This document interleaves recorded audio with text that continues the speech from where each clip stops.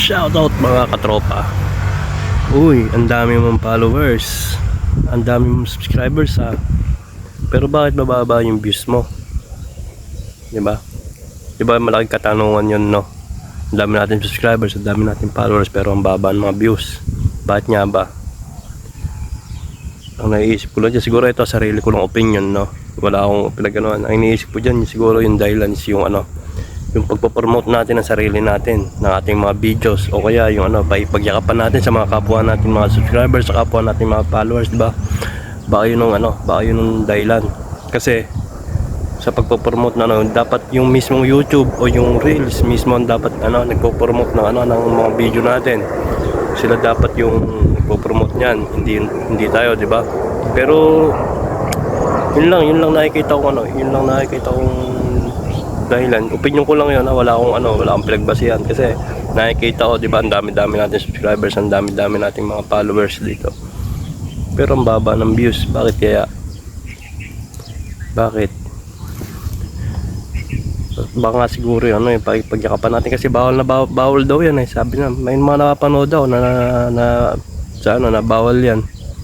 Pero ginagawa pa rin natin, di ba? Kasi nga gusto natin dumami yung subscribers natin, gusto natin dumami mga followers natin. Pero bawal pala yan. Yun lang naman, napanood ko lang naman. Siguro yun ang dahil.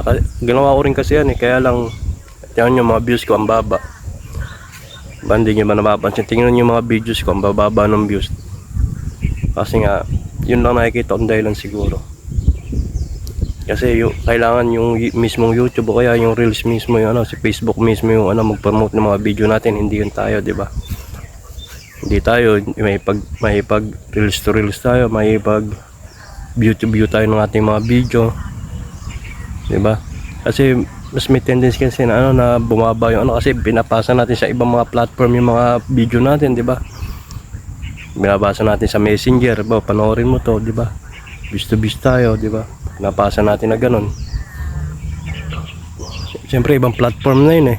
Kunyari yung YouTube mo, dadalhin mo sa YouTube video mo, dadalhin mo sa sa Messenger. Siyempre ibang platform na yung pagdadalan mo yun.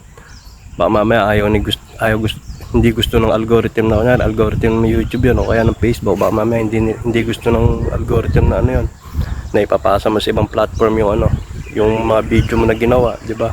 Dapat hayaan natin na yung YouTube mismo yung gumawa ng paraan para sila mismo yung mag-promote, di ba?